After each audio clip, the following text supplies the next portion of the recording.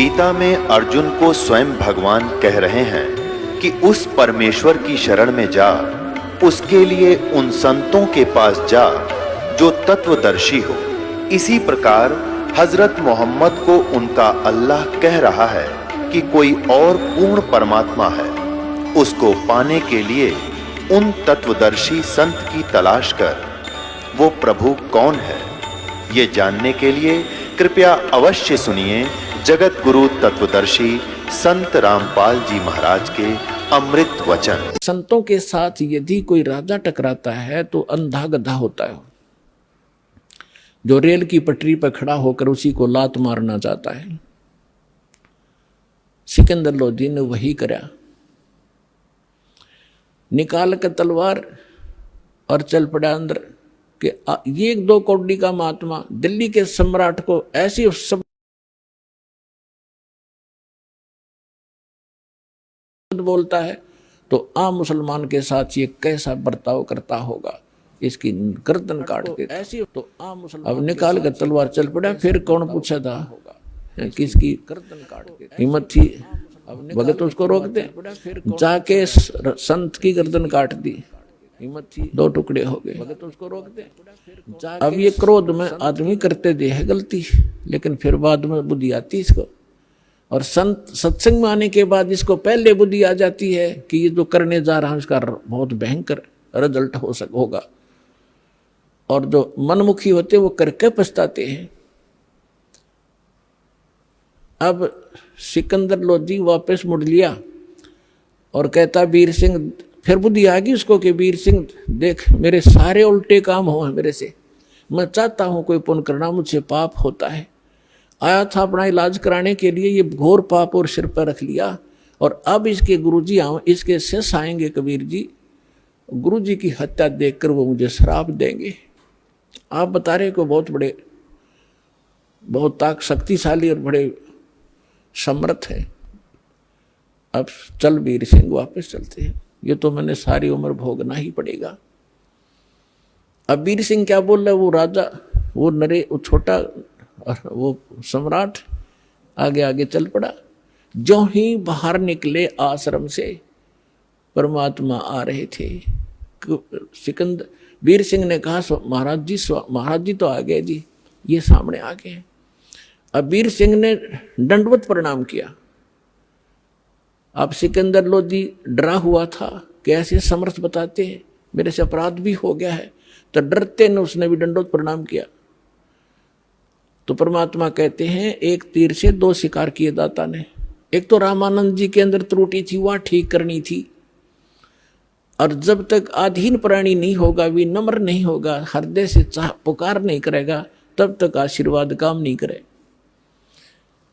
अब जब तक यह घटना ना घटती, सिकंदर लोधी के अंदर इतनी नम्रता नहीं आती, और परमात्मा भी उसके ट्रीटमेंट में जानकर नहीं कर पाते, क्योंकि वो करते नहीं ऐसे व्यक्ति को जब तक वो विनम्र नहीं होले। तो सिकंदर लोधी ने दोनों दंडवत प्रणाम की वीर सिंह ने, तो परमात्मा ने दोनों के सिर पर हाथ रखा और कहा कि इस भिखारी के सामने 2 नरेश आज कैसे प्रणाम कर रहे हैं, मेरी खैर तो है। तो ऐसे उन्होंने सिर पे हाथ रखा था और सिकंदर लोधी का वो रोग छू मंत्र हो गया तुरंत। बोलो सतगुरुदेव की जय हो, कबीर भगवान की जय हो।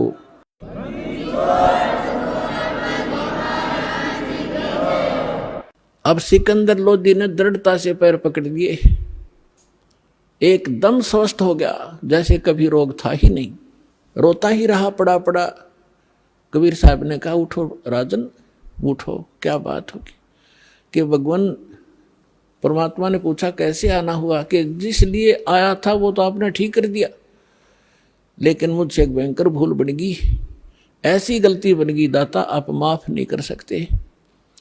परमात्मा ने कहा भी बता, कोई भी तेरी गलती है मैं माफ करता हूँ, कोई भी गलती कैसी भी है। खड़ा हो गया, फिर उसने सारी कहानी बताई, जी ऐसे ऐसे हमने प्रार्थना की थी, आपके गुरुजी ने हमारे साथ बदव्यवहार किया, मेरे अंदर नीचता है, मेरे अंदर राज का अहम था, मेरे से गलती होगी, मैंने गुस्से में उनका सिर काट दिया। उनका कत्ल कर दिया, मुझे माफ करो। परमात्मा बोले कोई बात नहीं राजन, मेरे साथ आ जा, इनका अंतिम संस्कार करा के जाना, नहीं तो लोग तुझे बहुत बुरा भला कहेंगे और कुछ भी गड़बड़ हो सकती है। आ जाओ, कोई बात नहीं। अब वो सोच तो ये रहा था कि ये सुनेंगे कि इनके गुरु का कत्ल हो गया तो ये अंधाधुंध श्राप देंगे मुझको, लेकिन उनके मुंह पे शिकन भी नहीं आई चेहरे पर। कहा कोई बात नहीं, कौन किसने मारे, ये तो संस्कार था आपका उसका, इसकी मृत्यु आपके हाथ से लिखी थी। अब सिकंदर वीर सिंह से कहता है, वीर सिंह वे संत देखे पर इससे नीचे नीचे, नहीं तो पहला पता नहीं कह तो गाली दे वो मेरे ते और कितना शराब दे देता, और देख कितने प्यार से बोला। अब वीर सिंह सोच रहा है कि ये तो ट्रेलर देखा आपने, अब और देखियो क्या क्या होगा। अंदर जाकर देखा कि रामानंद जी का शव 2 भागों में अलग अलग पड़ा था, कपड़े ढक रखे थे और वहां पर ब्लड बह रहा था। सब जब कबीर साहब अंदर गए तो वहाँ सेवक जो रहते थे वो दौड़कर आए, कहा कि कबीर जी सिकंदर लोधी ने गुरु जी का कत्ल कर दिया आज, राजा दिल्ली के बादशाह ने। तो परमात्मा ने कहा, रे भले आदमियों, तुम आज तक ये नहीं समझ सके सन भगत होकर के कौन किसने मारता है, कोई संस्कार था इनका। और कोई बात नहीं, हो गया सो हो गया, बात न बढ़ाया नहीं करते, कोई बात नहीं, चुप रहो।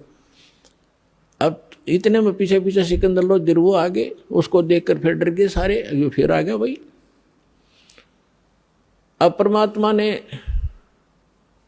चरणों की तरफ एक पुण्यात्मा हमें शिक्षा दे रहे हैं भगवान कि गुरु के प्रति इतने समर्पित होना चाहिए आप जी ने। वो तो मालिक थे, उनको जरूरत नहीं थी गुरु की, लेकिन हम दासों का उद्धार गुरु के प्रति ऐसी श्रद्धा बिना हो नहीं सकता। दंडवत प्रणाम किया पैरों की तरफ और फिर खड़े हुए और कहा, गुरुदेव उठियो, आरती का समय हो गया और आपके दर्शनार्थ दिल्ली के बादशाह आए हैं। इतना ही कहा था भगवान ने, वो धड़ के ऊपर शीश आके अपने आप लग गया और रामानंद जी सामने बैठ गए।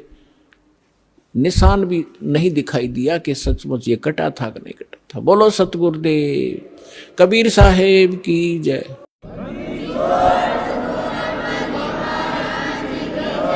अब रामानंद जी ने जब देखा सामने सिकंदर फिर खड़ा है, उसका फिर तोड़ी पड़ गई सलवटे माथे पर।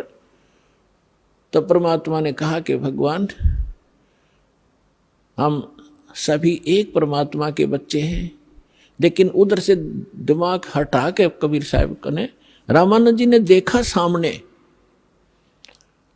और क्या देखा कि आधे कुछ तो ब्लड बह रहा था और कुछ दूध, आधे हिस्से से ब्लड आधे से दूध निकला बॉडी से। तब कबीर साहब से पूछा कि हे भगवान मुझे ये कारण बताइए, मेरे शरीर से या तो ब्लड निकले, दूध का मतलब क्या, तो आधा दूध कैसे निकला। तो परमात्मा ने कहा कि जब से आप को ज्ञान हुआ है उसके बाद आपने हिंदुओं के शूद्रों से तो नफरत छोड़ दी। पहले ये ब्राह्मण लोग शूद्र जाति वालों के कपड़ा भी नहीं लगने देते थे, और जब परमात्मा शूद्र जाति में ही थे, जुल्हा जाति में जब परमात्मा की पहचान हुई, रामानंद जी ने सीने से लगा लिए थे सारे समाज के सामने। और उसके बाद कोई, उससे पहले वो केवल ब्राह्मणों को दीक्षा देते थे, अन्य को नहीं देते थे। उसके बाद सभी कौम को, हिंदुओं को वो दीक्षा देने लग गए थे। अब परमात्मा ने बताया कि स्वामी जी हम परमात्मा को तभी प्राप्त कर सकते हैं जब हमारे अंदर से राग और द्वेष दोनों नाश होंगे। आप हिंदुओं से तो नफरत करना छोड़ चुके हो, शूद्रों से, लेकिन मुसलमानों से भी नफरत करते हो। परमात्मा के सब बच्चे हैं आपके, आज तक आप भी यही सोच रहे हो कि ये मुसलमान और ये हिंदू है। उस मालिक के जीव हैं हिंदू और मुसलमान, यहाँ हमने अलग से अपनी पहचान बनाकर हम दो बढ़कर दुखी हो रहे। 1 घंटे तक परमात्मा ने इसी विषय पर सत्संग सुनाया। रामानंद जी की आंखों में आंसू पड़ने लगे, कहने लगा भाई मैं गढ़ा निकम्मा आदमी था, आज तक मेरे अंदर ये दोष बरकरार था, आपने मेरी आंख खोल दी। खड़ा होकर उस महापुरुष ने सिकंदर लोधी को सीने से लगा लिया कि बेटा मेरी घड़ी भूल थी, आज मेरी आंख खोल दी मेरे बच्चे ने, भगवान है ये, लेकिन आज मेरी वो सारा दोष भी समाप्त हो गया, आज के बाद मैं किसी के प्रति कोई नफरत नहीं रखूंगा। बोलो सतगुरुदेव।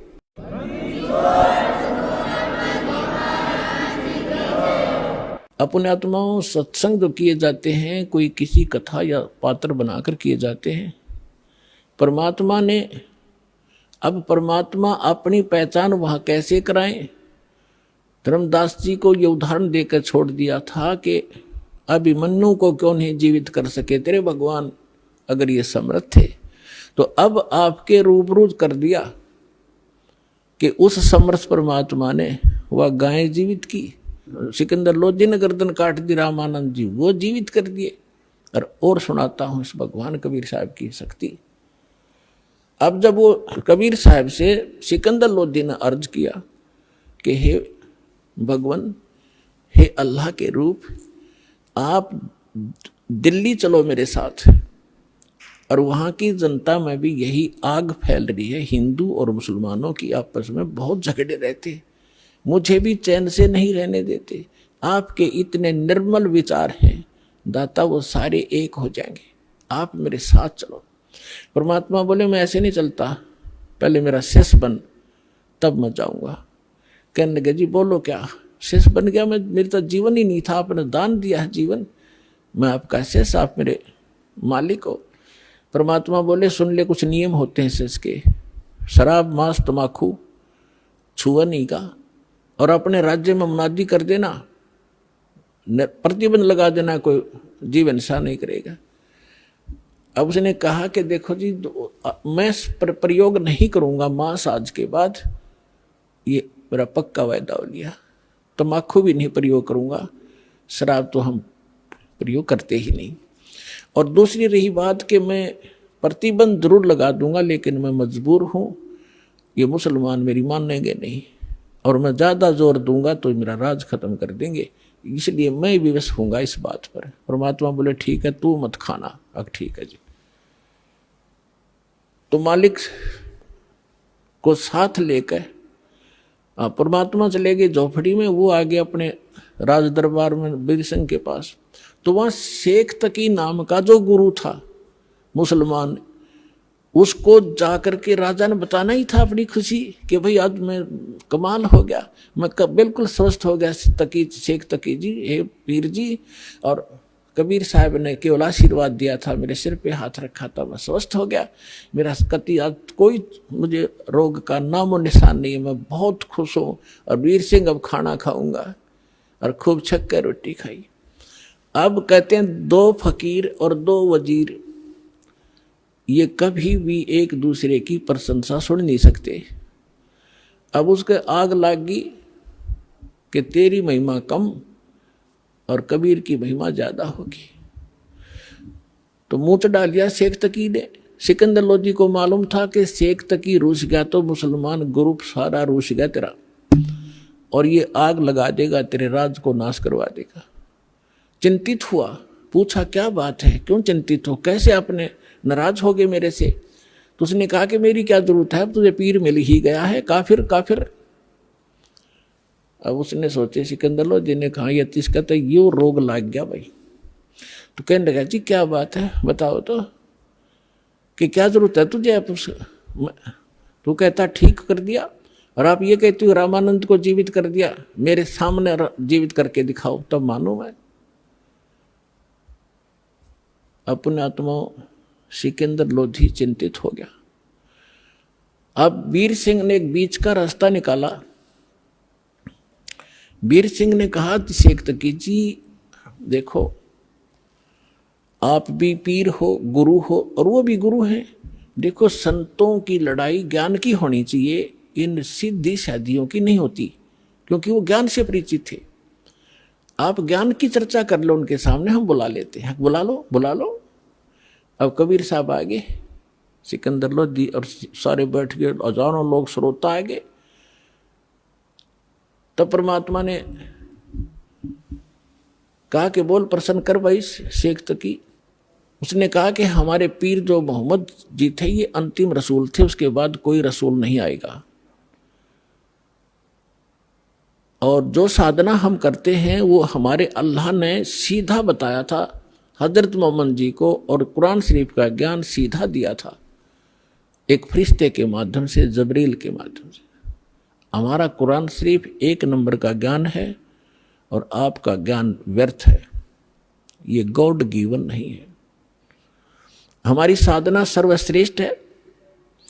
तो परमात्मा ने कहा कि देखो पीर जी, परमात्मा की भक्ति किस लिए की जाती है? घर में सुख हो, शरीर स्वस्थ रहे, घर में कोई दुर्घटना ना हो, कोई अशांति ना हो, कोई इसी प्रकार का कोई ऐसा अनहोनी ना हो, ऐसे इसलिए करते हैं। और मोक्ष हो, कहाँ ऐसे करते हैं कि आप हजरत मोहम्मद जी जितनी साधना, नमाज या कोई परहेज रख सकते हो कि नहीं? नहीं, वो तो महापुरुष थे, वो तो नबी थे, रसूल थे। तो उन जितनी आप नमाज भी नहीं कर सकते इसी श्रद्धा से। हजरत मोहम्मद जी का जीवन देखो, वो पहले भी दुखी थे और नबी बनने के बाद भी दुखी, साधना करते करते कर टूट गया उनके ऊपर। पहले उसकी माँ की गर्भ में थे जब पिता की मृत्यु, 8 वर्ष के हुए, जब 6 वर्ष के हुए जब माँ की मृत्यु, फिर दादा पाले था, 8 वर्ष के हुए दादा की मृत्यु, अनाथों की तरह पला। और फिर उसका 25 वर्ष की आयु में एक 40 वर्ष की आयु की एक औरत से विवाह हुआ, जो 2 बार पहले विधवा हो चुकी थी। उसके बाद उससे उसको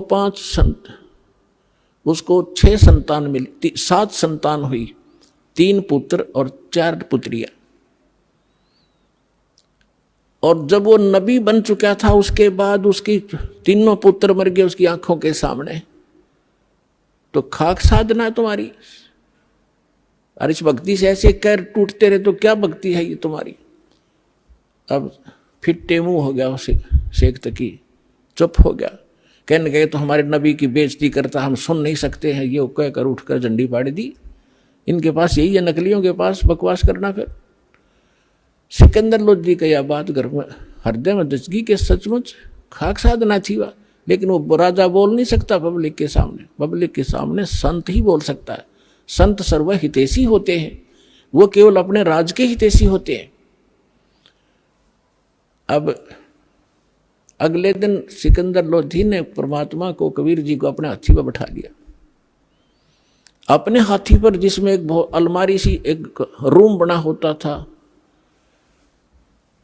उसको हाथी के ऊपर, और उसमें स्वयं भी बैठी है, कबीर साहब को उसी में ले लिया और चल पड़े वापस दिल्ली को।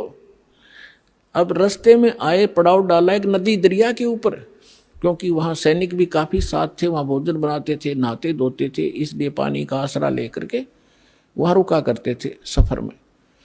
तो शाम ने सब अपना लेट गए, सुबह उठे।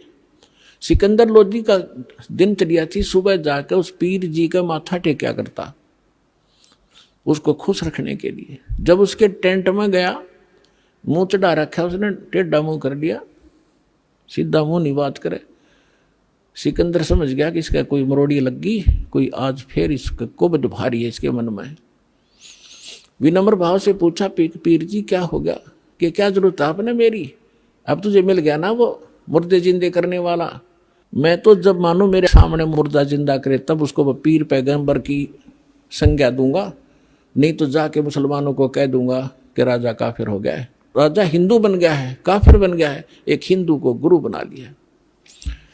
अब सिकंदर के पैरों तले की धरती खिसकी, ये जाते काम करेगा और सारे मुसलमान इसकी मुट्ठी में, और राज से रहित करेगा मुझे। चिंतित हो गया, वापस आ गया। उस टेंट में आया जहाँ भगवान बैठे थे, परमात्मा अंतर्यामी है। उनका चेहरा उतरा, देख कर कहा कि राजा, कोई राजकाज की बुरी खबर मिल गई क्या? तो उसने कहा कि भगवान, आपके रहते राज में क्या राजकाज की क्या खबर बुरी मिल सकती है, लेकिन मेरे साथ जो पीर है हमारा, ये मेरा सिर का दर्द है, और ये जब चाहे हो जाता है। आज यो मेरे से ढंग से बात नहीं कर रहा है और इसने मुझे चिंता पैदा ये कर दी है कि तूने काफिर गुरु बना लिया है और मैं मुसलमानों को बताऊंगा और जाते मेरा यू काम बिगाड़ेगा। ये तो पक्का अनाड़ी है। परमात्मा ने कहा क्या कहता है कि ये कह रहा है कि मेरे सामने मुर्दा जिंदा करके दिखावा कबीर तब मानूं मैं। परमेश्वर बोले भाई जा उसने नो कह दिया कोई मुर्दा ले आवा, चल तेरी टेंशन तो खत्म करूं मैं, हमारी तो देखी जाएगी।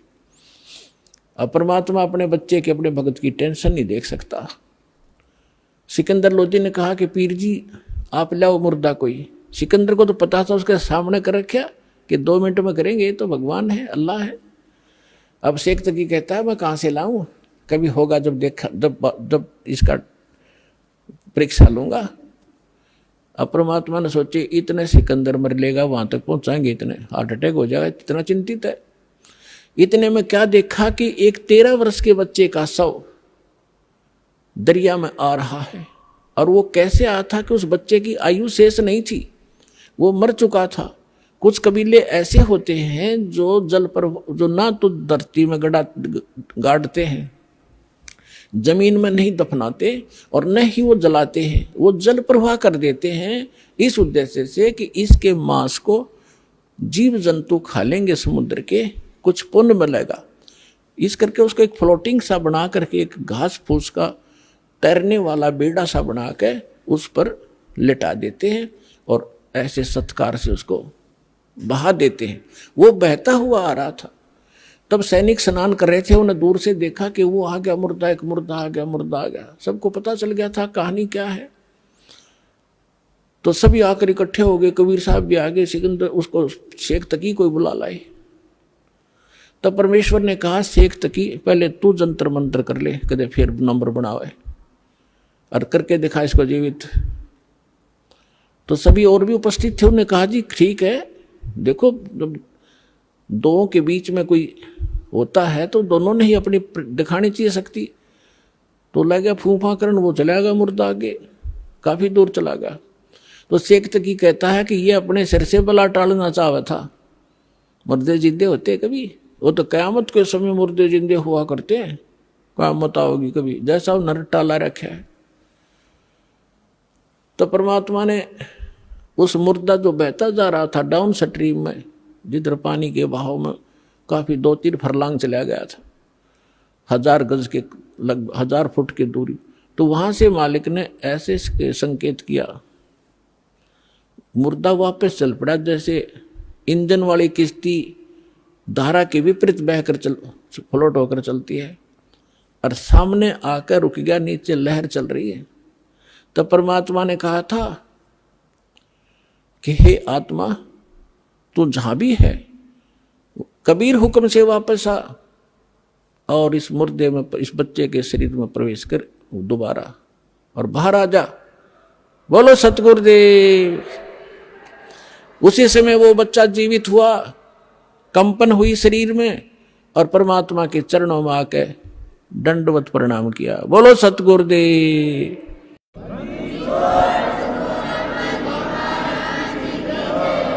जय जयकार होगी। सबने कहा कमाल कर दिया कबीर जी, कमाल कर दिया कबीर जी। परमात्मा ने उस बालक का नाम कमाल रख दिया। और उस बच्चे को कोई चेत नहीं, तू कौन है, कहाँ का है, उसको अपनी पिछली याद खत्म। तो परमात्मा ने उस बालक को अपने साथ रखा था। परमात्मा की अपनी कोई निजी संतान नहीं थी और ना ही परमात्मा कबीर जी ने कोई विवाह किया था, कोई स्त्री उनका नहीं थी। अब लंबी कहानी ना सुना करके आगे आपको बताता हूं कि शेख तकी ने एक और परीक्षा लेनी चाहिए। उसने कहा कि ये तो मुर्दा सदमे में था और सदमे वाला जीवित हो जाता है। जब जानू मेरी बेटी 10-12 काफी समय से, महीने 2 महीने से कब्र में दबा रखी है, यदि मेरी लड़की को जीवित कर देगा मैं मान लूंगा कबीर इज गॉड, कबीर अल्लाह है, और नहीं तो ये भगवान नहीं है, फिर डंडोरा पीट दूंगा। अब फिर चिंतित हो गया सिकंदर लोधी कि इसने तो कोई ना कोई सिर दर्द मेरा बना के ही रखना है। तब कबीर साहब को पता चला टेंशन का। तब कबीर साहब ने कहा कि ऐसा करो सिकंदर, इनसे कहो आप आसपास के अक्षेत्र में अनाउंसमेंट कर दो कि तीसरे दिन शेख तकी की बेटी कब्र से निकालकर कबीर जीवित करेगा, कबीर जी। अब सिकंदर जी को तो पता था कि जो कह दिया फाइनल। उसने तुरंत मुनादी करवा दी। सौरों आसपास लाखों की संख्या में लोग एकत्रित हो गए जिस दिन मालिक ने समय रखा था। कब्र फुड़वा दी। सिकंदर शेख तकी खड़ा, सिकंदर राजा खड़ा, मंत्री खड़े और भी दर्शक बहुत गणे। उस कब्र को फोड़ दिया गया। बच्ची का शव उसके अंदर था। 12-13 साल की लड़की थी। अब परमात्मा ने कहा कि शेख तकी अब तू अजमा ले अपना जंतर मंत्र के फिर 5-6 नंबर बनावे। तो वहां उपस्थित सभी व्यक्तियों ने कहा जी अगर इसके पास कोई शक्ति होती तो अपनी बेटी ने कौन मिट्टी में दाब कर जाता, ये तो फेल है इस मामले में, आप दया करो। तब परमेश्वर ने कहा कि हे शेख तकी की बेटी जीवित हो जा। लड़की जीवित ना हुई। और शेख फिर कहा कि शेख तकी की बेटी जीवित हो जा, ना हुई। तो शेख तकी ने भंगड़ा पा दिया, नाचे कूदा, देखो ढोंगी का ढोंग पकड़ा गया। मुर्दे कभी जीवित होते हैं, ये तो क़यामत में होते हैं, क़यामत में होते हैं। उस नालायक व्यक्ति ने अपनी बेटी के जीवित ना होने का गम नहीं, कबीर साहब के हारने की खुशी मना रहा है। तो ये होते हैं साकेट प्राणी के लक्षण। सामने भगवान खड़ा और उसके साथ खसने लग रहे। परमात्मा ने तीसरी बार फिर कहा, वो फिर भी नहीं हुई। तो और ज्यादा जंप लगावे, कूदे, नाचे, डांस करे। परमात्मा ने कहा डट तजा बंडे ले, तू शांति करे। वो तो उसको दिखाना था उसकी नीचता जनता को कि ये अपनी बेटी को जीवित कराने में खुश नहीं है, ये तो कबीर जी को हराने में खुश है। ऐसा साकेट व्यक्ति है। उसी समय परमात्मा ने कहा कि हे जीवात्मा जहां भी है तू कबीर हुक्म से वापस आ और इस बेटी के शव में प्रवेश कर। बेटी वापस आ। 2 सेकंड के अंदर लड़की जीवित होकर मालिक के चरणों में दंडवत प्रणाम किया। बोलो सतगुरुदेव।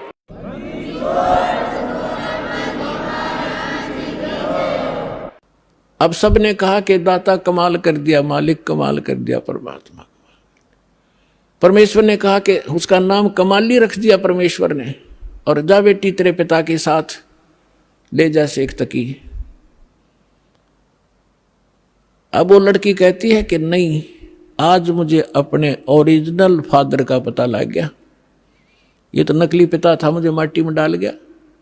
आज मुझे अपने असली पिता का पता लग गया है। और 1.5 घंटे तक उस लड़की ने वहां कथा सुनाई, अपने पूर्व जन्म की कथा सुनाई। अपने आत्माओं, परमात्मा कहते हैं जो जन मेरी शरण है ताका होम दास, गेल गेल लाग्या फिरूं हूं जब तक धरती आकाश।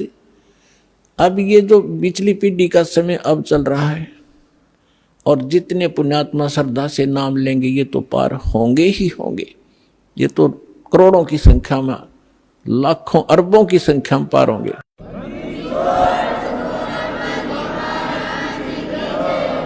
लेकिन इस भक्ति युग के अंत में कुछ ऐसी काल के दूत आएंगे, धीरे धीरे भ्रमित करना शुरू करेंगे। तो अपने आप ऑटोमेटिकली है, वो तो होगा ही होगा। उस समय कुछ भक्त रह जाएंगे, वो पार ना हो पाएंगे। तो उनमें से यही आत्मा कमाली और कमाल की थी। तो परमात्मा, उस लड़की ने अपने पूर्व जन्म की कथा सुनाई।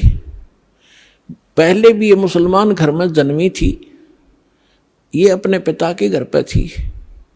और श्रद्धा पिछली भक्ति की इतनी गजब की थी, बहुत गनी।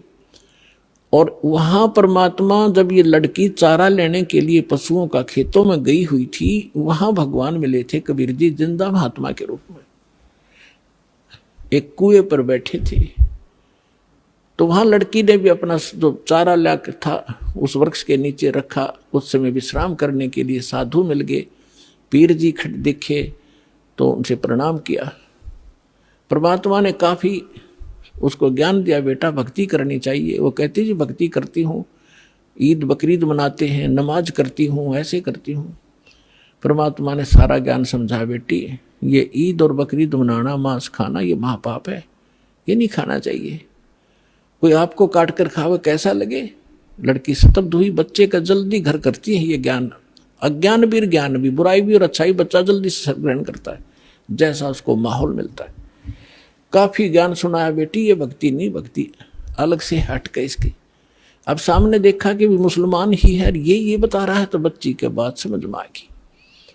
कहने के भगवान फिर क्या करूं? कि बेटी जो मैं साधना बताऊं ये करना, और ये 2 दिन का जीवन है, असंग जन्म हो गया, जन्म तेर मृत्यों को मैं ऐसी साधना बताऊंगा ये पीछा छूट जाएगा। लड़की ने क्या नाम ले लिया, और बेटी मांस नहीं खाएगी? अगर नहीं खाऊंगी महाराज, कतई नहीं खाऊंगी, कोई कंपलसरी नहीं मांस खाना, खाओ तो खाओ, मैं नहीं खाऊंगी। लड़की ने दृढ़ निश्चय किया, और लड़की होगी 17-18 साल की, विवाह से मना कर दिया, इतना वैराग हो गया उसके अंदर।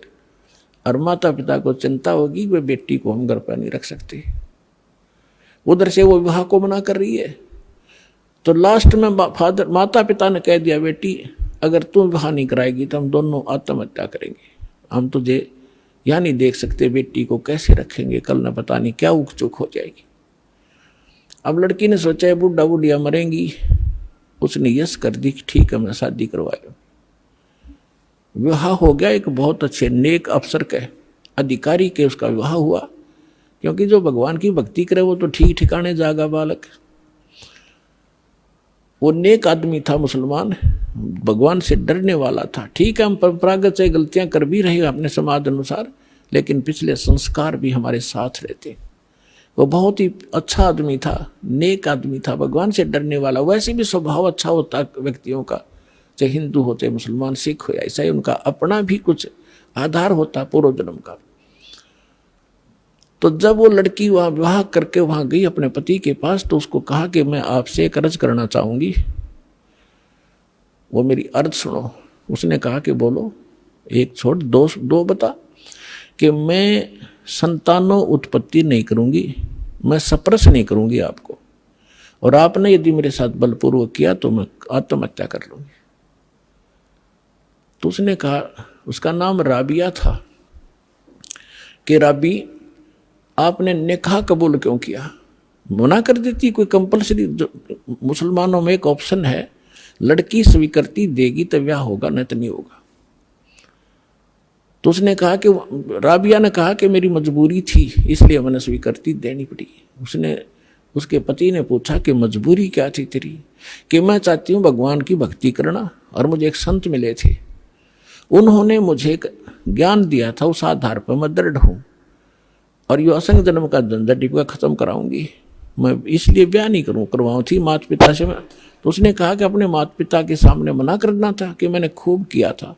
उन दोनों ने आत्महत्या करने की ठान ली पक्की, तब मैंने स्वीकृति देनी पड़ेगी, इसलिए कि आगे कोई भगवान मिल गया तो ठीक है, नहीं तो मैं आत्महत्या कर लूंगी, अब मैं ये काम करूंगी नहीं। वो दयालु था, उसने कहा। और मुसलमानों में अनेक शादियां हो जाती हैं, एक कोई खास बातें नहीं उनके लिए थे। तो उसने कहा, राबिया जैसे तुम्हारे माता पिता लोक लाज मर्यादा के कारण आत्महत्या तक नौबत आ गई थी, ऐसे हमारी भी मर्यादा है। ठीक है, मैं वचन देता हूं, आज के बाद तू मेरी सिस्टर की तरह रहेगी, लेकिन समाज की दृष्टि में तूने मेरी पत्नी की तरह रहना पड़ेगा, और तेरे लिए अलग स्थान बना दूंगा, खूब भक्ति कर, पर मरिए मत, ये पाप मुझे लगेगा, मैं अपना और विवाह करा लूंगा। तो उसने ऐसा ही किया। महापुरुष ने अलग से उसका कमरा नारा बना दिया और बैठ अपनी भक्ति कर, उसने ब्याह करवा दिया। जब वो राबिया 50 वर्ष के ऊपर होगी, और वो देखा करता था, ये तो बाहर झांकती भी नहीं किसी गैर पुरुष की तरफ, भक्ति और के अतिरिक्त ही अपना काम धंधा रोटी बनाई खाया, इससे अधिक कोई काम नहीं जानती। उस लड़की ने क्या गलती कर दी, वहां जाने के बाद सत्संग का अभाव हो गया, भगवान फिर मिले नहीं। परंपरागत लोक वेद के आधार से मालिक वाली साधना जो उसने प्रथम मंत्र दिए थे वो त्याग दिए,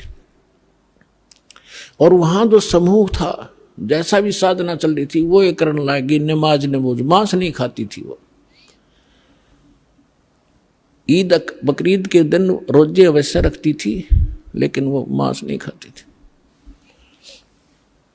जब वो 50-55 वर्ष की होगी तो उनके अंदर एक विशेष धारणा बनी हुई है लोकवेद के आधार से मुसलमानों में कि जो हज नहीं करके आवेगा उसकी मुक्ति नहीं। तो उसने अपने पति से कहा, जी मैं हज करना चाहती हूँ। उसने कहा, जाओ, बहुत खुशी की बात है, आपका तो उद्देश्य यही है, अभी कल्याण हो किसी तरह, आपके लिए कोई ऊंट की सवारी का प्रबंध कर देता हूँ। उसने कहा नहीं। राबिया ने कहा, नहीं मैं पैदल जाऊंगी, श्रद्धा से जाऊंगी, और भी बहुत से ली जा रही हैं, और भी बहुत से लोग जा रहे हैं, उनके साथ चली जाऊंगी। अच्छा जाओ फिर। अब वो चल पड़ी, अपने आत्मा देखते जाना इसका रिजल्ट क्या है भक्ति का। हमने आज तक छोटे मोटे चमत्कार किसी के देख लिए, उसी को सिद्ध और महात्मा और भगवान मान लिया। ये अध्यात्म ज्ञानहीनता थी। अब लड़की जा रही थी, वो माई, और सफर में कोई आगे चला गया, कोई पीछे रुक गया। उस समय वो अकेली जा रही थी। रास्ते में उसको प्यास लगी, खुद स्वयं को सामने कुआं देखा, कुआं था, कुएं पर बाल्टी नहीं थी, ना कोई रस्सी थी। एक कुतिया प्यासी थी, उसके बच्चे छोटे छोटे दूरी पर उसने देख लिए थे। और कुतिया कभी कुएं में झांक रही थी, कभी राबिया के पैरों में आकर चाट रही थी, फिर कुएं की तरफ भाग रही थी। समझ गई राबिया कि ये प्यासी बहुत है, और यदि इसको जल नहीं मिला तो ये मरेगी, साथ में मरेंगे बच्चे इसके। और औरत के अंदर दया भगवान ने एक नारी दे रखी है, विशेषकर बच्चों के समय। तो वह एकदम, और कुछ पिछले संस्कार थे, भगवान आत्मा थी, भगवान से कोई जन्मों से पीछे से चलती आ रही थी। फिर हम रह जाते हैं, बिचल जाते हैं, छोड़ देते, ये माया, इस माया में फंस जाते। तो उस लड़की ने देखा आसपास कोई गांव नगर नहीं, ना कोई रस्सी है ना बाल्टी है। लड़की ने अपने कपड़े उतारे, पहले मोटे मोटे कपड़े हुआ करते थे हाथ के बने हुए, अपना कपड़ा उतारा, चुंदड़ी, और उसको अपने बाल पाड़े। 1-2-4 बाल पाड़ के देखियो कितना दर्द होगा। लेकिन उस परमार्थ में उस बेटी ने एक नहीं देखा, फटाफट अपने सारे बाल पाड़ कर रस्सी बनाई लंबी, बहुत लंबी रस्सी बनानी पड़ी क्योंकि पानी गहरा था। बांध कर उसने अपनी बात कपड़ा और उसके अंदर पानी में भिगोया, और बाहर एक मटका टूटा हुआ पड़ा था, उसका पात्र था आधा, उसमें निचोड़े कुतिया साथ साथ पीवे। वह कुतिया छका दी, अपने बाड़ बूढ़ खून खान निकला था उसको पूछ पाछ के, और चालन की तैयारी करी थी। उधर से वो मक्का, एक स्ट्रक्चर, एक मंदिर न्यो का न्यो उठ गया जहाज की तरह, और उस कुएं के साथ में आकर लग गया, जैसे प्लेटफार्म पर गाड़ी लग जाती है, रेलगाड़ी। अब उसने देखा, उसने जाना ही मक्का में था, उसने सोची तो पहुंच गई मक्का, फट मक्के में प्रवेश किया। फिर वहां से उठा, वहां के लोग दे हैरान है, मक्का गया कहाँ।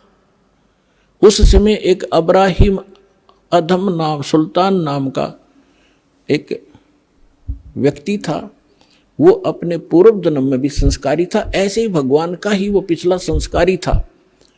और उसने भी उसको भी उस जन्म में परमात्मा कबीर जी मिले थे, जिंदा महात्मा के रूप में उसको भी ज्ञान दे रखा था। और वो सुल्तान अधम वाली आत्मा, सुल्तान अधम तो वो आगे आके बना है, वही आत्मा उस मक्का में गई हुई थी मुसलमान होने के नाते, कि वहाँ के लोगों को समझाऊंगा कि ये साधना गलत है। तो वहाँ वो प्रचार कर ही रहा था बैठकर, तो लोगों ने पूछा ये मक्का कहाँ गया।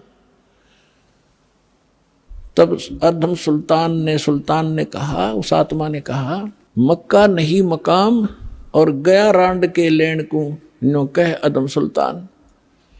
अब सुल्तान अधम तो ये कह रहा है कि एक रांड को लेने गया, निकम्मी औरत को। अब आम आदमी के गले कैसे उतरे कि निकम्मी आदमी औरत को के लिए मक्का चला गया। लेकिन वो किस दृष्टिकोण से कह रहा था, कहते सुल्तान अधम मक्के गया, मक्का नहीं मुकाम, गया रांड के लेन को कहे अदम सुल्तान। वो कहने लगे कि आप क्या बात है, कैसे, किसको लेने का, इतने मक्का वापस आ गया। उसमें वापस आया तो वो लड़की जिसके सिर पर बाल नहीं, सारी कहानी उसने बताई। और देखने वाले भी आसपास निकट इकट्ठे हो गए थे, कैसे हो गया। वो भी मक्के में चढ़ लिए साथ में। तो आकर जब उसने पूछा कि क्या कारण हुआ, उन्होंने सबने मिलकर बताया कि ऐसे ऐसे इसने एक कुतिया और उसके बच्चों की जान बचाई, बाल पाट कर रस्सी बांट के पानी पिया, और ये उद्देश्य लेकर यहाँ आ ही रही थी, तो भगवान ने इसके लिए मक्का ही भेज दिया। तो इतनी प्रशंसा की पात्र बन गई पूरे मुसलमान धर्म में कि भक्ति हो तो राबी जैसी, भक्ति हो तो राबी जैसी, जिसके लिए मक्का भी उठकर चला गया। लेकिन क्या इससे मोक्ष था उसका? फिर इब्राहिम सुल्तान जब से पूछा कि आप इसको ऐसी निकम्मी लड़की क्यों कह रहे थे, इसने तो ऐसा कुर्बानी कर दी, जिसके लिए मक्का चला गया, उसको आपने कैसे कहा ये निकम्मी लड़की है? तब इब्राहिम सुल्तान वाली आत्मा ने कहा कि यह निकम्मी है, इसको भगवान मिले थे जिंदा महात्मा के रूप में, इसने वह भक्ति छोड़ दी, ये डलेड हो रही है, इसलिए निकम्मी है। उसके बाद राबी ने बताया कि फिर मेरा जन्म वो मृत्यु होगी, वहां मेरी प्रशंसा हो रही है, अगला जन्म मेरा एक बांसुरी का हो गया। एक बांसुरी नाम की लड़की बनी मैं, और गाने गा गा के इतनी सुरीली आवाज से पर धार्मिक भगवान की शब्द सुनाया करती थी, बहुत प्रसिद्ध होगी। और वह भी फिर वृद्ध हुई जब मक्के में गई। अब मक्के में जाकर उसने पता था कि जो मक्के में मरता है, ऐसा ज्ञान सुन रखा था लोक वेद से, वो सीधा भिष्ट जाता है, स्वर्ग में जाता है, हेवन में जाता है। लड़की ने सोचा हेवन के लिए तो ये सारा कुछ कर रहे हैं, और मक्के में मरने से हेवन मिलता है, स्वर्ग मिलता है, तो वहीं कर्द से अपनी तलवार से गर्दन काट दी, मक्के में चढ़ा दी। सबको वाह वाह की पात्र बन गई कि भक्ति हो तो बंसुरी जैसी, बंसुरी तो गई सीधी भिष्ट में, सीधी स्वर्ग गई है, तो इसने मक्के में शीश चढ़ा दिया। फिर बताती है कि मैं कहाँ गई, अगला जन्म मेरा एक वैश्या का बना, मैंने अपने खूब कर्म फोड़े, वो मेरा जन्म फिर समाप्त हुआ। अब मेरी आयु 12 वर्ष की मनुष्य जीवन की शेष थी, मानव शरीर की।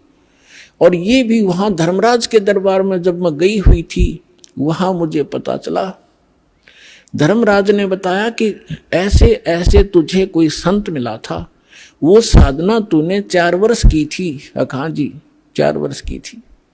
उसके बाद उसके कारण तुझे ये इतने मनुष्य जीवन मिले हैं। अब तेरा मनुष्य जीवन शेष नहीं है, अब तू पशु योनि में जाएगी। कुछ दिन इंतजार कर, तेरा नंबर आते ही वहां ठोक देंगे तुझे। तो उसने बताया कि ये आज परमात्मा खुद पहुंचे वहां पर, और धर्मराज के सामने वकालत करी वकील बन के कि ये मेरी भक्तनी थी, पिछले जन्म में मेरी साधना कर रखी है, इसको छोड़ तू अकाउंट नहीं ले सकता। धर्मराज ने हाथ जोड़ लिए और इनको वापस दे दी मेरी आत्मा। मैं यहाँ खड़ी हुआ, लोगों ये भगवान आए हैं, ये अल्लाह अकबर है, आंख खोल लो, चरण ले लो। लाखों लोगों ने कबीर साहब की शरण ली। बोलो सतगुरुदेव।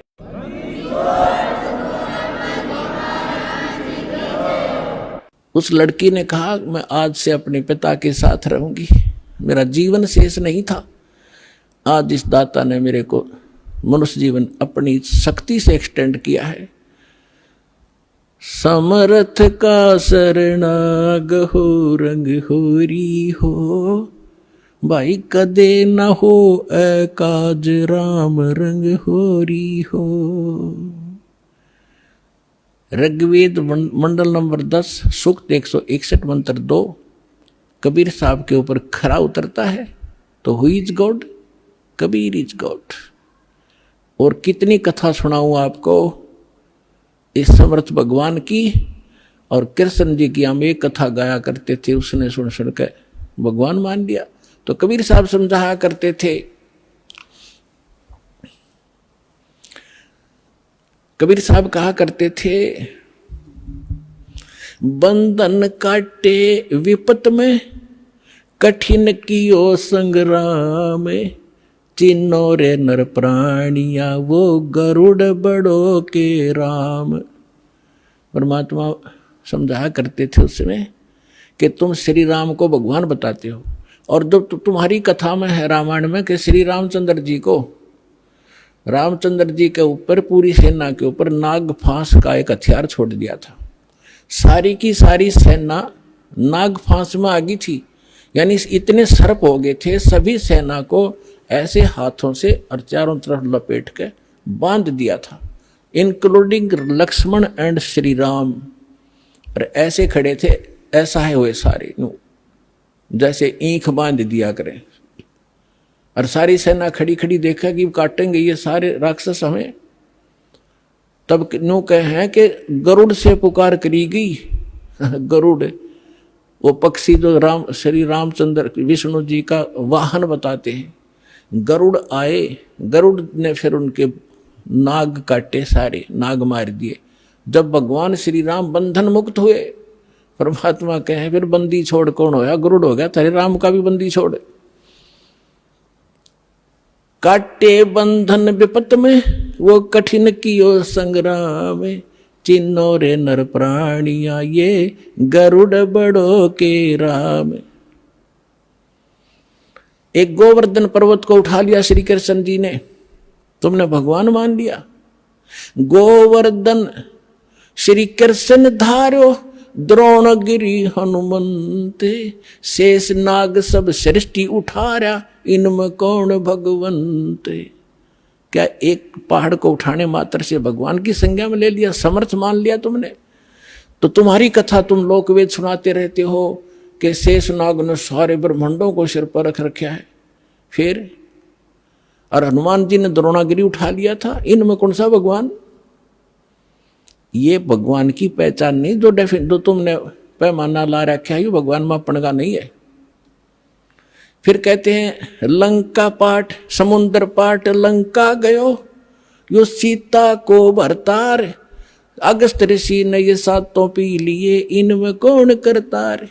ओए होए, ऐसे सटीक प्रमाण दे रखे भगवान ने, फिर भी हमारी आंखें नहीं खुली, क्योंकि हमारी बुद्धि काल के प्रभाव से इतनी दबी हुई थी। परमात्मा ने कहा कि तुम्हारी बात बड़ी करता हूं कि श्री रामचंद्र जी ने समुद्र पर पुल बनवा दिया, इसलिए आप उसको भगवान मानते हैं। वैसे तो यह कहानी न्यारी है, दास बताता रहता है। ये खुद भगवान कबीर साहब गए थे एक महात्मा मुनिंद्र के रूप में, और इनकी अर्ज पर एक पत्थर को, एक पहाड़ को हल्का कर दिया था, चारों तरफ रेखा खींच दी थी कि ये फ्लोटिंग हो गया है, अरे ले जाओ पुल बांध लो। श्री राम के बस का ना था समुद्र पर पुल बनाना। तो परमात्मा कहते चल तुम्हारी बात बड़ी मानते हैं, वह तो बात तुम्हारे कहाँ समझ में आओगी कि लंका पाठ, समुद्र को पाट के यानी उसको पुल बना के छाप के, और लंका गया था कौन? तुम्हारी सीता का पति राम, सीता को भरतार। अगस्त ऋषि ने तुम आप बताओ सातों पीढ़ी घूट में थे, इनमें कौन सा भगवान? जबकि श्री रामचंद्र जी तो 3 दिन तक समुद्र में खड़े होकर याचना कर रहा था, मैंने रास्ता दे दे, फिर भी ना रास्ता मिला। और अगस्त ऋषि ने एक घूंट में सारे पी लिए थे, फिर वापस छोड़ भर दिए। अगर ये इस तरह के अटपट से तुम भगवान को प्रसिद्ध करना चाहते हो तो नो भी सिद्ध ना होता तुम्हारा। तो पुण्यात्माओं, सौभाग्य आपका, आपको ये तत्व ज्ञान प्राप्त हो रहा है। इसको तत्व ज्ञान कहते हैं, जो निष्कर्ष निकालना जाओ सारी कथाओं का। ये जड़ी बूटी तो सबने पता था, या तुलसा है या फलानी है या तो उनकी जड़ी, उसका जो औषधि बना वो है वैद। तो ये दास है इस अध्यात्म मार्ग का वैद, और जड़ी बनाकर भगवान डर गए थे सतनाम और सारनाम की, जो आज दास के समझ में आ गई, और उसका परिणाम आप देख रहे हो। लाखों लोगों का रोग नाश हो गया, घर में वृद्धि होने लगी, सन्नी संतान को संतान मिल रहा है, निरोग हो रहा है, और फिर ज्ञान ऐसा प्रबल आत्मा को गदगद कर देता है। अपने आत्मा धर्मदास जी को परमात्मा ने तो थोड़े उदाहरण दिए थे, दास ने, क्योंकि वो तो भगवान थे, अपने बारे में कहे तो ना समझ में आओ। इसीलिए एक गुरु की, एक दास की आवश्यकता होती है जो आत्मा और परमात्मा का मिलन करवावे। तो ये दास है इस विश्व में परमात्मा से मिलाने वाला, सच्चा ज्ञान बताने वाला, और काल के बंध से छुड़वाने वाला।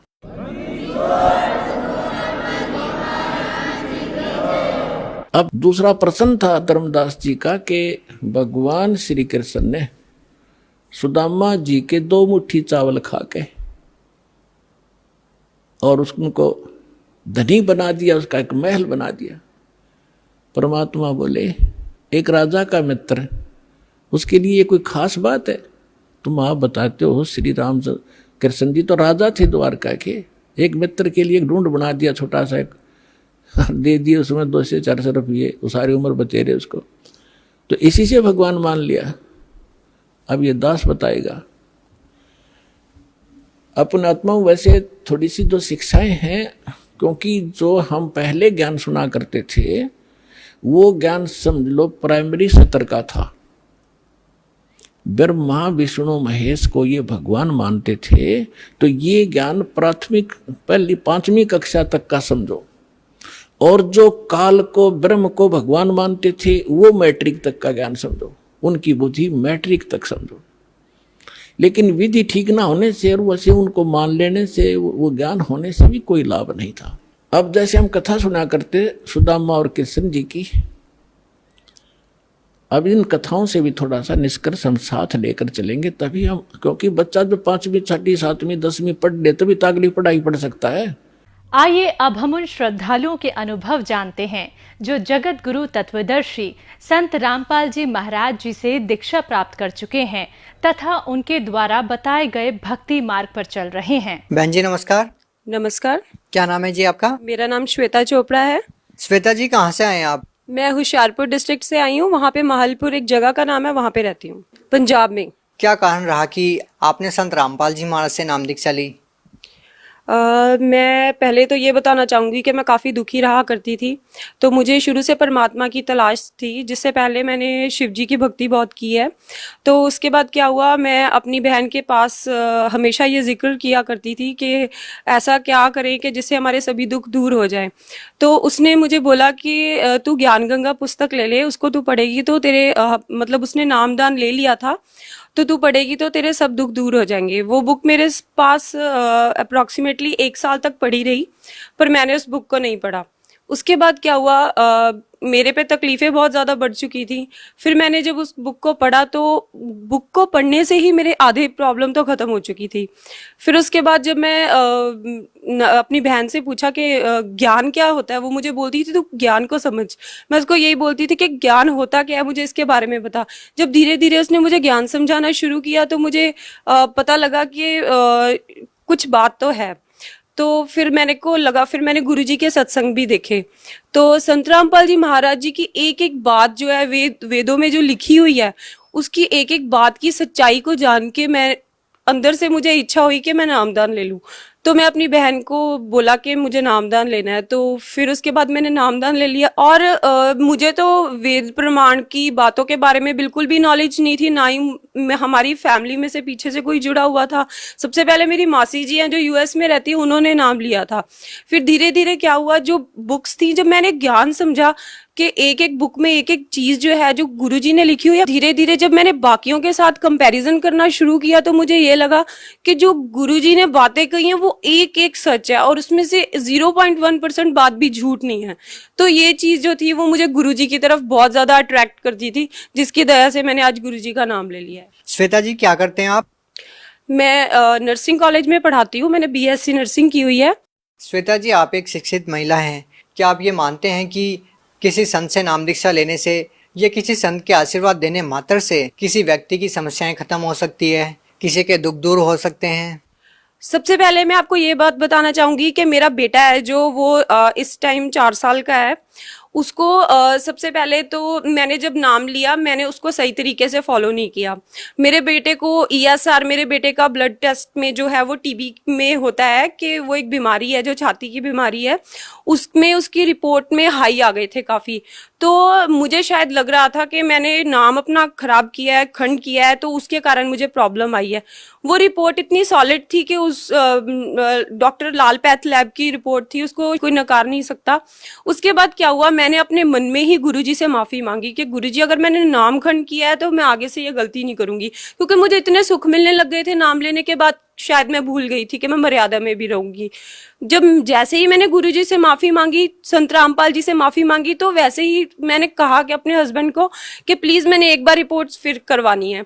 मुझे अपने मालिक पे पूरा भरोसा था। जैसे ही मैंने वो रिपोर्ट करवाई तो मेरे बेटे की 2 जगह से रिपोर्ट जो थी वो बिल्कुल नॉर्मल आई। पहला लाभ तो मुझे ये हुआ। दूसरा लाभ ये था कि एक मेरा पेपर था, लाइक आइल्स का पेपर था, वो शायद मैंने 5-6 बार दे दिया था। तो सबसे बड़ी गलती मैं ये करती थी, मैंने गुरुजी को प्रार्थना नहीं लगाई थी। पर ये मुझे विश्वास था कि शायद अपने आप पे कॉन्फिडेंस होता है कि नहीं मैं क्लियर कर लूंगी। पर क्या हुआ कि मैंने फिर एक बार प्रार्थना लगाई जब मेरा क्लियर ही नहीं हो रहा था पेपर, तो गुरुजी ने मुझे कहा कि आप मतलब जो गुरुजी ने मुझे जवाब दिया, फिर मैंने उसको फॉलो किया। उसको फॉलो करने के बाद आज मेरा इतना अच्छा रिजल्ट है जो मैं बता भी नहीं सकती। तीसरा लाभ मेरा ये है कि जो मेरे हस्बैंड है वो तो कभी भी ना, मैंने तो कभी सोचा भी नहीं था कि वो नाम भी ले लेंगे। उन्होंने लाइक बैड सोसाइटी में हो गए थे वो, और काफी गंदा नशा करने लग गए थे वो, जिसके कारण उन्होंने मेरी ज्वेलरी सेल कर दी, काफी कुछ कर दिया था उन्होंने। तो उसके बाद मैंने उनको बोला कि शायद वो कोई प्रॉब्लम में भी सफर कर सकते थे, कोई भयंकर रोग भी शायद उनको लग सकता था। तो मैंने उनको बोला कि अगर मतलब मैं डरती उनसे बोलती भी नहीं थी, क्योंकि मेरे ससुराल परिवार के जो लोग हैं वो बिल्कुल भी इस रास्ते को फॉलो नहीं करते। फिर मैंने उनको बोला, मैंने कहा तुम एक बार हम गुरुजी के पास चलेंगे तो शायद ये सभी प्रॉब्लम ठीक हो सकती है। तो वो भी इतने ज्यादा दुखों में घिरे हुए थे कि उन्होंने एक बार भी मना नहीं किया। और संत रामपाल जी की, महाराज जी की ऐसी दया हुई कि मेरे बेटे ने भी नाम ले लिया और मेरे हस्बैंड ने भी ले लिया। जैसे कि आपने बताया कि आपके जो पति हैं वो नशा करते थे और आप बहुत ज़्यादा दुखी थे। आप सोच रहे थे कि वो अगर नाम दीक्षा ले लें तो आपके दुख दूर हो सकते हैं। कहीं ना कहीं आपको लग रहा था कि संत रामपाल जी महाराज से नाम दीक्षा लेने के बाद आपके पति नशा छोड़ सकते हैं। तो क्या आपकी जो सोच थी वो सही साबित हुई? जी बिल्कुल। मेरे हस्बैंड ने जैसे ही नाम लिया उन्होंने बिल्कुल नशा छोड़ दिया। वो बहुत गंदा नशा था।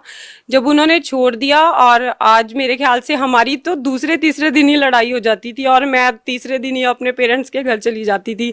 अब शायद 1 साल हो चुका है, हमारी कोई लड़ाई नहीं हुई। पहली बात तो मेरे नाम लेने से हमारे घर की हालत सुधर गई, हमारी लड़ाई नहीं हुई। दूसरी बात ये हुई, अब उन्होंने सारा नशा छोड़ दिया।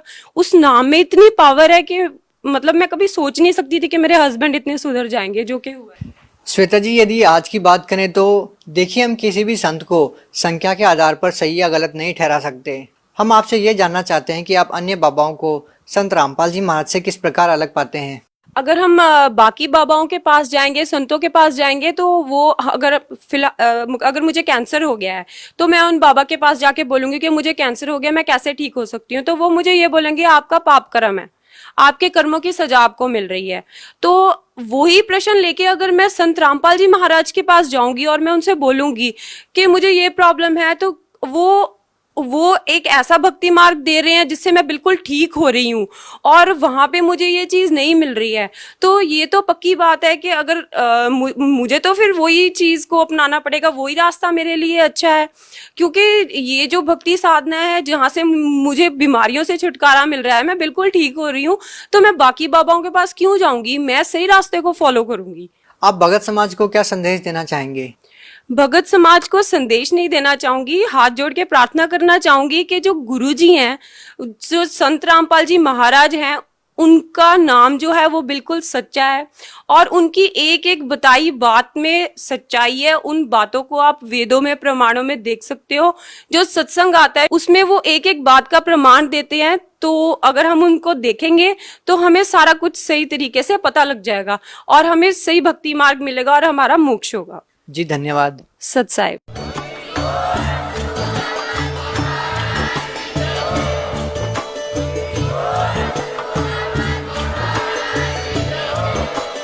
आप सुन रहे थे जगत गुरु तत्वदर्शी संत रामपाल जी महाराज जी के मंगल प्रवचन। अधिक जानकारी के लिए विजिट कीजिए हमारी वेबसाइट www.jagatgururampalji.org। संत रामपाल जी महाराज जी के शुभ आशीर्वाद से पूरे विश्व भर में 500 से भी ज्यादा नाम दीक्षा केंद्र हैं, जिन पर संत रामपाल जी महाराज जी द्वारा ऑनलाइन निशुल्क नाम दीक्षा दी जा रही है। अपने नजदीकी नाम दीक्षा केंद्र का पता करने के लिए संपर्क करें 8222880541।